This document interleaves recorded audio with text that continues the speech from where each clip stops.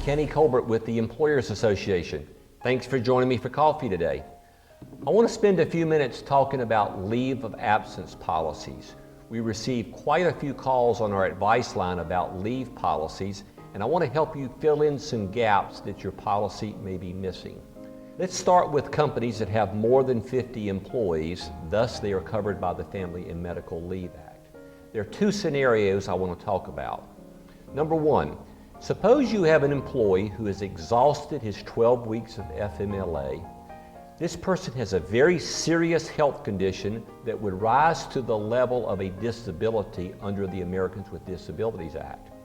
Well, since he's used his 12 weeks of FMLA, that's no longer an issue, and then it becomes an ADA issue. ADA says that you have to provide an accommodation to a disabled person. An accommodation can be a leave of absence. Courts have consistently said that you cannot use the 12 weeks of FMLA as an accommodation under ADA, so the leave that you offer has to be something more than what you would offer under FMLA. So the issue comes up, how much additional leave time are you going to offer this person under ADA? You need to be prepared to address that in your policy. Here's the second scenario. Suppose you have a star performer working for you. He's used up his 12 weeks of FMLA. He needs a few more weeks of leave. You certainly want this person to return. How much leave are you prepared to offer that person after the 12 weeks of FMLA? But here's what makes it complicated. Suppose a few months later, you have someone who's a marginal employee who needs a few more weeks of leave time. How much time are you going to offer that person?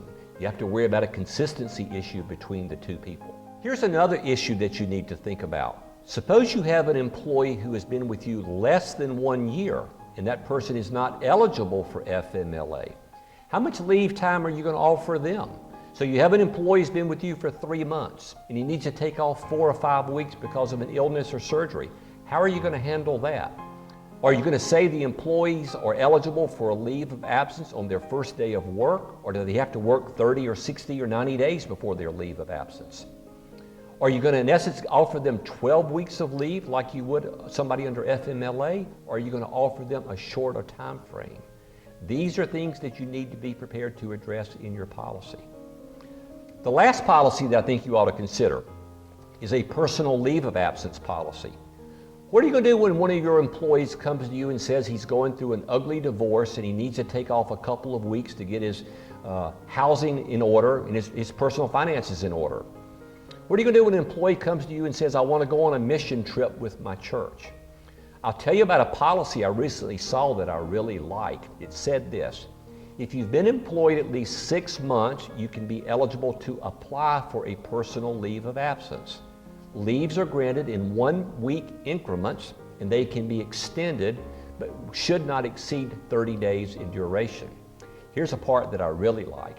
It said, we will handle each situation individually, and we will look at the reason for the leave, your length of service with the company, your work record with the company, and the workload in your department, and then we will determine if we will grant you a leave and for how long. This gives the company some leeway. Now let's talk about companies that have less than 50 employees and therefore they're not covered by the Family and Medical Leave Act. I think these companies need to have two policies: a medical leave of absence policy and a personal leave of absence policy. Let's talk about medical leave. How much time are you going to offer someone when they need to be away from work? And when does it become effective? Do they have to work 30 or 60 days before they're eligible for a leave of absence?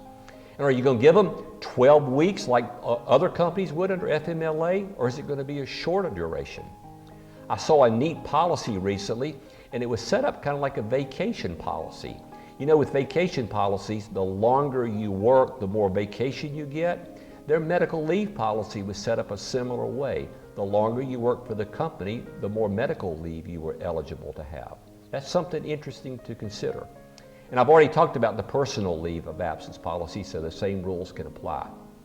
Bottom line is if you stay in HR long enough, you're going to have issues like this to come up. So you either need to be prepared to face them in your policy and address them, or at least know what you're going to do when these situations arise. Call us here at the association. We'll be glad to help you if you have policy issues. Thanks very much.